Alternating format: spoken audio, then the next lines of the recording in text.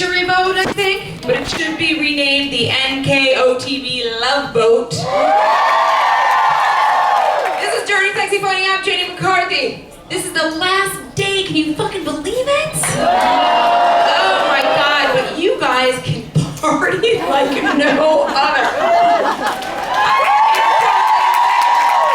I can't even keep up. I'm losing my voice. Susan has diarrhea. Don't say that. They'll put me in a tape up my room or something.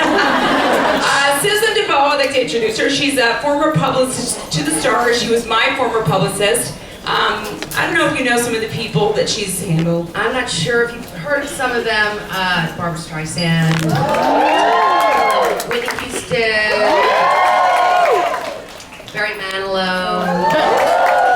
People like that. Just a few people. Just a few. What if, now this is your first time on this boat, and for our listeners that are listening who haven't been on this experience, how do you explain it? Well, I've been trying to explain it on Facebook, and it's hard to do. I just want to say to all of you, ladies and men, that this has been, you are the luckiest fans in the land. I have seen a lot, I have done a lot. I have never, ever seen a group, a band, an artist commit to their fans like these guys. Never.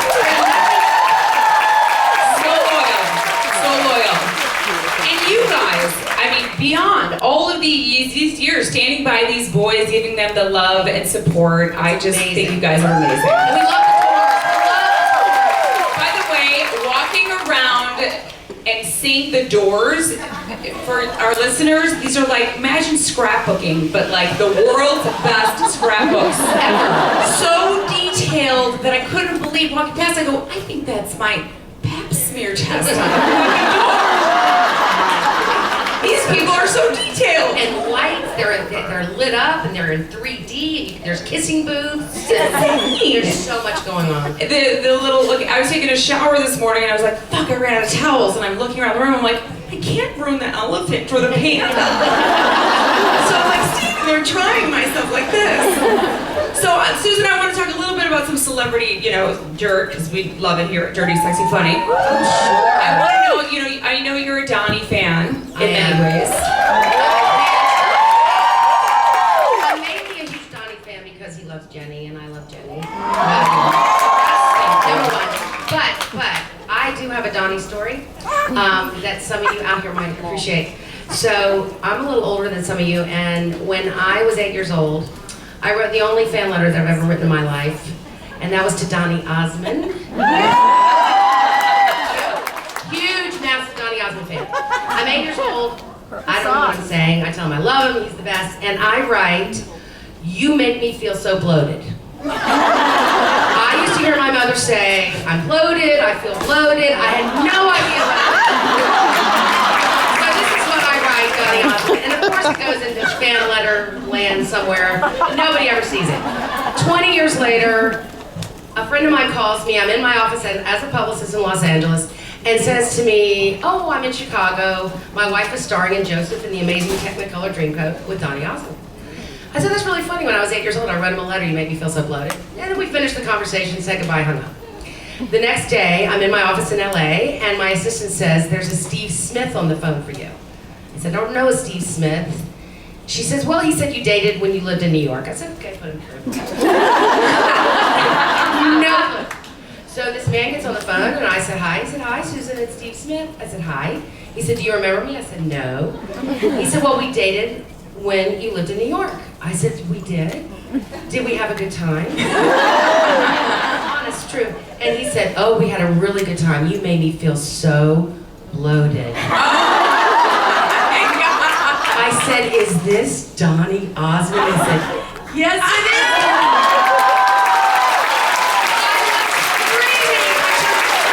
I turned into an 8-year-old, and I was like, "Oh my." When my friend told Donny the story, he said, "Get her on the phone." Okay, really quickly, because Donny, you know a little piece of this, so just the end of this story.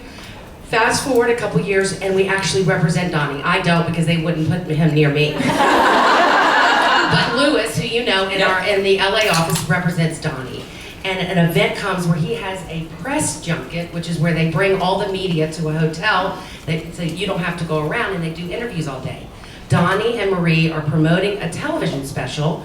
Louis can't go. So it's a week before, and he asked me, there's no one else, if I could cover the press tour. Oh, I am so ready. I am so excited. This is my shot. I'm gonna be in a room with Donnie Osmond and Marie. 2 days before, I get really sick. But like cold, flu, chills, but I'm going. Imagine if it's your first time, you're with the new kids, you're gonna work, you're gonna show them what you're gonna do, and you're ready. I'm in the room, Donnie and Marie and all the television executives waiting to do the first interview. There's a catering table standing, can't believe I'm telling you this. There's a catering table.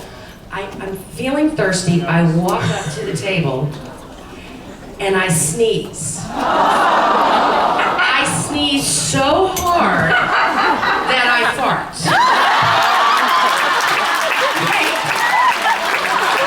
I fart so loud that I scream. So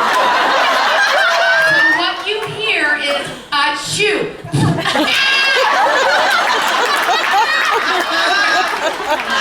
And I turn around and I see Donnie's face, that's all I see. It's Donnie's face and I go, I'm gonna go now. That's fucking brilliant. That's the end of my Donnie Osmond. Now you know why I'm friends with Susan DeVoe. And another tidbit of it, like I get all the celebrity dirt, but I was like, who, with Prince, wasn't there some, she did the Vanity Fair red carpet. Can you imagine all the celebrities that come through there? I did the Vanity Fair Oscar party for 8 years. Yes. And so then, give us that little. Oh, the little Prince story? Well, you know, it was a star after star after star. I'd work from 3 in the afternoon till 3 in the morning, and there would just be, you know, a cavalcade of limos and people coming out one after the other. And Dolly Parton was a bitch. And Dolly Parton was the worst, the meanest person to me ever. I'm sorry, she wasn't nice.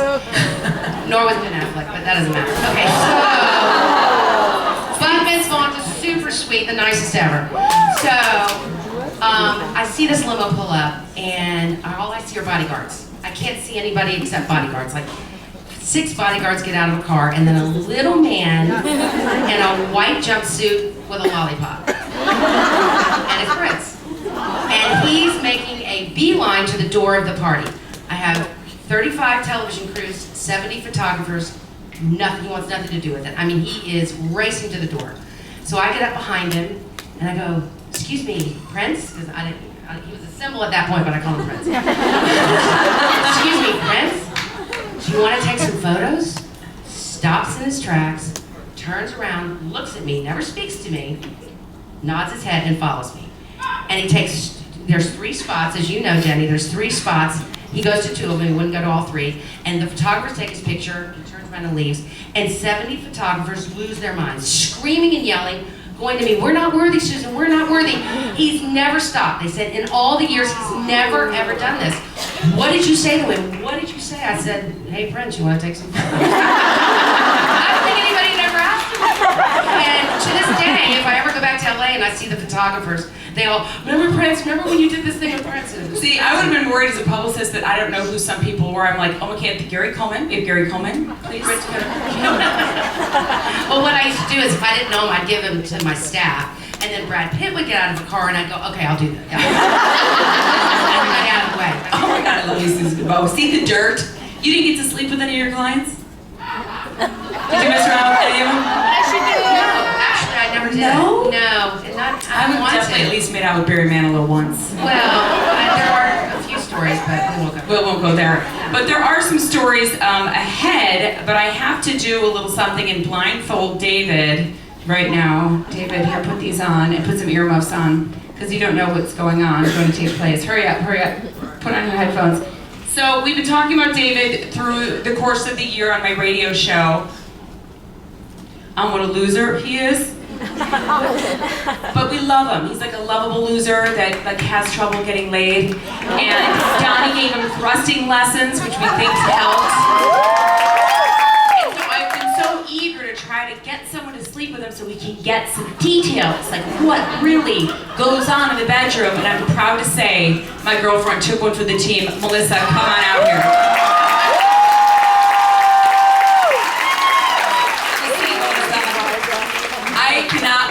hear this fucking story. Okay, so what happened? First of all, how could he initially take you? He first off asked Jenny's permission. He could live with me on Friday night, and of course she said yes. I said, take her and go fuck the shit out of her.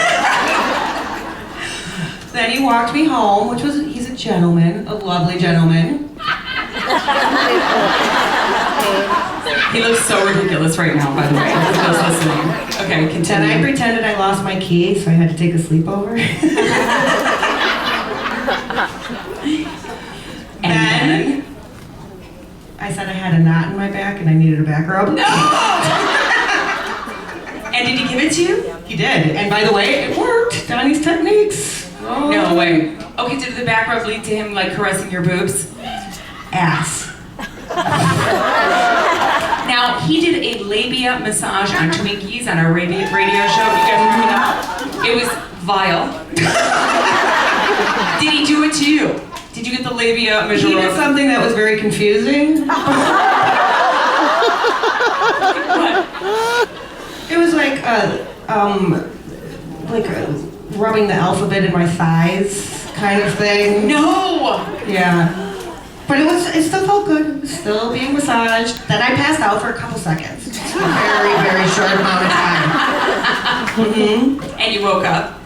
And he was sucking on my toe. No! And I literally did not know if it was Bill Cosby or David. So when he penetrated you, where was it? On the couch, on the chair, on the deck? Which time?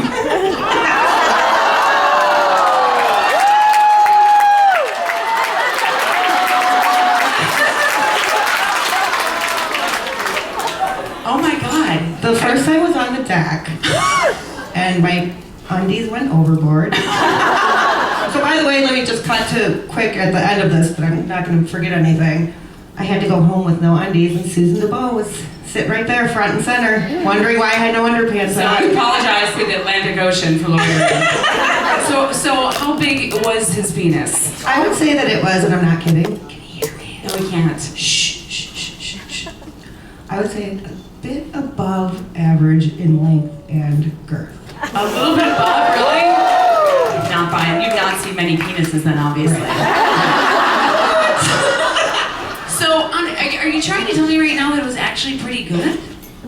It was pretty good. No! Did he? Now he likes to. He talked about having morning sex. Did you guys have morning sex? Yes. Oh my God.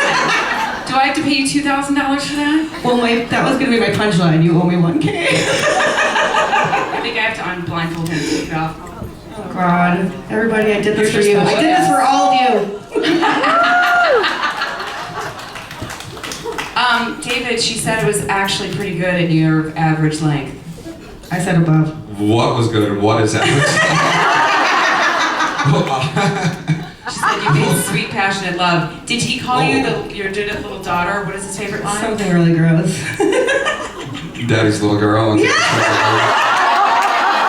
No, I didn't bring that one out just yet. Will there be a date too?